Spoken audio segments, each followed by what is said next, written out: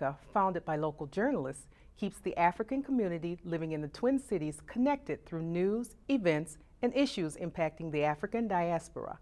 SBNN's intern Julia Herrera speaks with the team about its mission and service to the Minnesota African community. My regular 9-to-5 job, I'm a chemist, a pharmaceutical chemist. But in my free time, I do a lot of freelance journalism.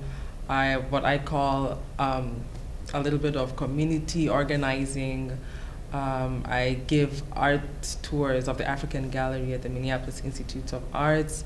I write for a bunch of publications, most of which are African publications, newspapers covering the African community here in Minnesota. So it's just a bunch of things. I'm like all over the place.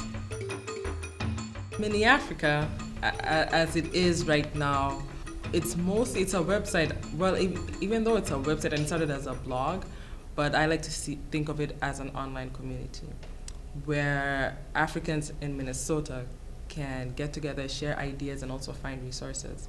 Now, originally it started out as a place for Africans in Minnesota to meet, but with time we found out we had Africans all over the diaspora, a lot of people even on the continent on there, and discussing, because a lot of the issues that we discuss here also pertain to what's going on in the continent.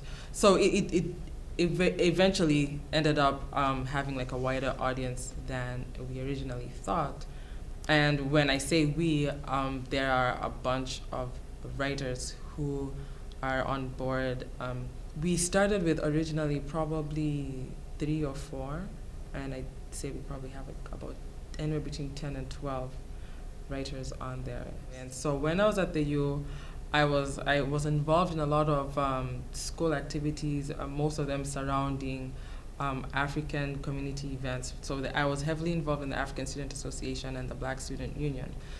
And not only was I involved on what was going on at the U of M, I was involved in what was going on in other campuses, and I always tried to keep everyone aware of what was going on, because I thought it would be fun for people to go and attend these other events. And after I graduated, and by that time I had started writing for an African newspaper. And when I graduated, I felt like a lot of people, there were so many African events going on that many people did not know about. And every time I'd email people, I'm like, oh, did you go watch this film? Oh, did you go watch this play? Oh, did you go to this event? Oh, do you know the Nigerians are having this, and the Kenyans are doing this, and the Ugandans are doing this? And a lot of people said like, oh, you always know what's going on, put me on your email list. I'm like, I really don't have an email list, but I know so many people, so I couldn't really stay in touch, and keep in touch with everybody. So I kind of started my own website, and it's like, okay, this is what's going on, you can find everything here. And I'm like, well, while we're talking about all these events and all this fun entertainment activities that are going on, let's discuss other things like what's going on in the African community.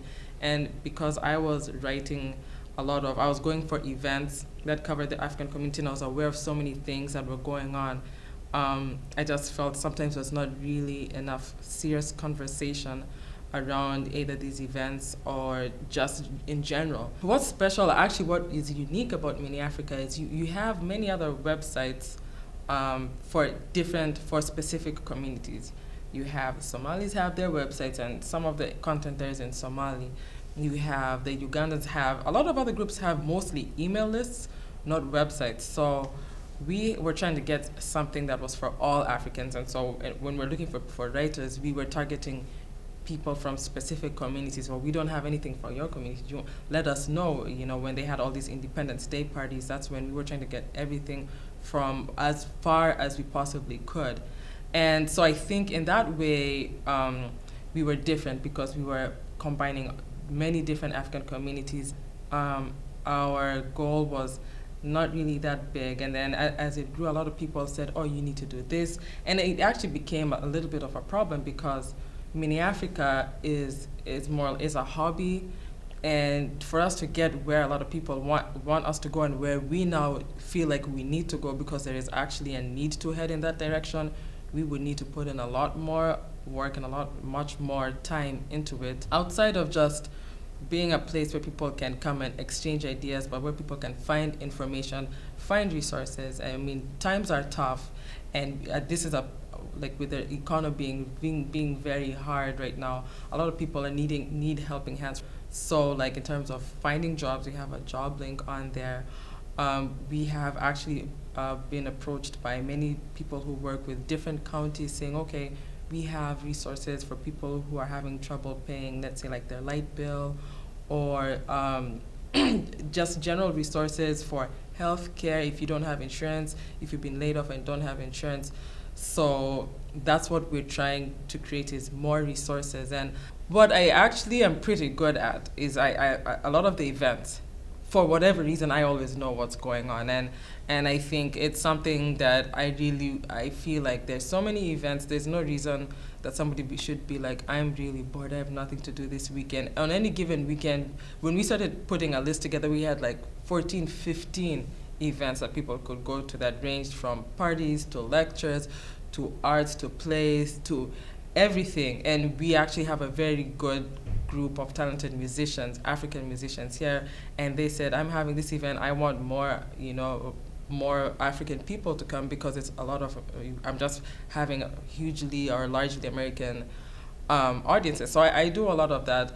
I kind of like the politics thing a lot too, so I'm more likely to comment mostly on that. And then, and then I'll drift in a bunch of other things, but I do a lot of the publishing, on marketing of the website, on letting people know, because Mini Africa doesn't make any sense as long as if people don't know about it. So when we have new posts, I'll put them up on Facebook, on Twitter, or I send out like usually the weekend lists. Every so often I'll send out the list to people saying, okay, this is what's going on this weekend, and so that's most of what I end up doing, is just pretty much telling people this is what's going on and this is where you can find all the information. We have all the 411.